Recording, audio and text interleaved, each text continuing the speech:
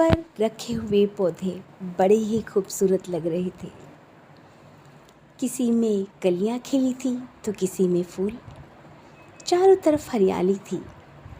बारिश की पहली बूंद जब उनके ऊपर पड़ी और उसके बाद रिमझिम बारिश में ऐसे लग रहा था जैसे वो सब नहाए हुए हों।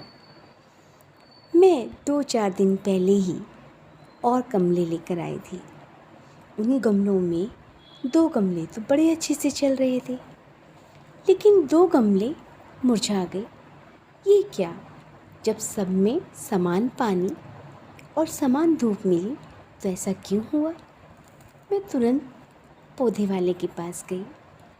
उसने कहा, आपने 2 पौधे धूप वाले यहाँ से उठाए थे और 2 पौधे मैंने अंदर से ला कर दिए थे जो कि छाँव में ही रखे हुए हैं। तो मैंने कहा, इसका क्या मतलब हुआ? इसका मतलब यह हुआ, उसने बताया, कि उन्होंने धूप में रहना नहीं सीखा था। और जो ये धूप वाले पौधे हैं, इन्हें तो बहुत अच्छे से धूप सहना आ गया। अब भी नहीं समझे? इस कहानी को समझाने का एक यही सार है। हम अपने बच्चों को बहुत सारी सुविधाएं देते हैं। एसी गाड़ी, एसी क्लास, और जिस टाइम वो पढ़ने जाते हैं, ट्यूशन भी अगर कहीं लगा रखा है, वो भी एसी होता है। अपने बच्चों को हम इतना नाजुक बना देते हैं कि अगर उन्हें छींक भी आ जाए तो इन्फेक्शन हो जाता है।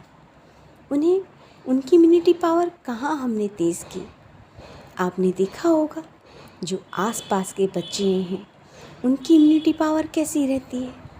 खाने पीने का पूरा ध्यान रखते हैं, लेकिन उसके साथ साथ उनकी वर्जिश भी होती है और इस वर्जिश का फ़ायदा उन्हें काफ़ी बाद तक मिलता है। हमारे दादाजी और दादाजी के भी आगे पिताजी, वो सब पहले कैसे रहते थे? कहते हैं परिवार में 10 लोग होते थे और 10 लोगों में सिर्फ एक जोड़ी चप्पल, और नंगे पैर जाते थे। नंगे पैर जाने का मतलब मिट्टी के रास्ते पर जाना। मिट्टी के रास्ते पर उनके पैर जब ज़मीन पे पड़ते थे, उनके पॉइंट्स ऑलरेडी दब जाते थे। और दूसरी चीज़, हर जगह उन्हें पैदल जाना होता था, चाहे वो स्कूल हो और चाहे वो घर या कहीं किसी और के यहाँ पर जाना, मित्र के साथ मिलने जाना। इतने पास नहीं, बहुत दूर दूर कितने कितने किलोमीटर चल के उनको जाना पड़ता था। वो वापस लौटते थे तो उन्हें इतनी तेज़ भूख लगी होती थी कि वो 10-10 रोटियां खा जाते थे, वो भी मोटी वाली।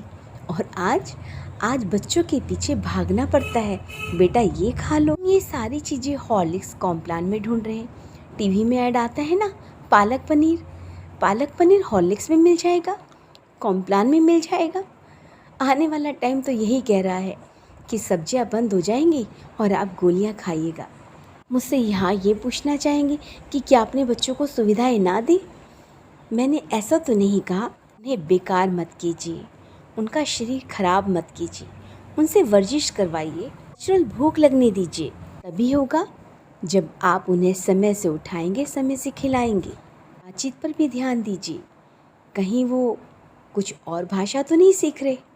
आजकल तो इंग्लिश का प्रचलन काफ़ी है। जो बच्चा जितनी अच्छी इंग्लिश बोलता है, उसे उतना ही संस्कारवान समझा जाता है।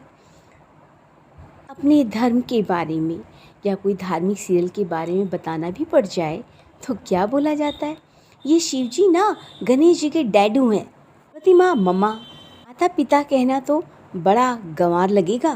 90,000 के कुत्ते पालना मंजूर है, लेकिन एक गाय पालना नहीं, क्योंकि गाय पालना हुआ तो गंवार होता है और कुत्ते पालने वाला शहरी। इसको गांव वाला सुनना पसंद है, शहर वाले गांव जाना ज़रूर पसंद करते हैं। क्यों? क्योंकि शुद्ध साफ हवा, साफ मन के लोग ये अपनी चकाचौंध में क्यों आते हैं? ठंडी हवाओं में क्यों आते हैं? पहाड़ों पर क्यों देखते हैं नदियों को? उन्हें देखकर सुकून मिलता है।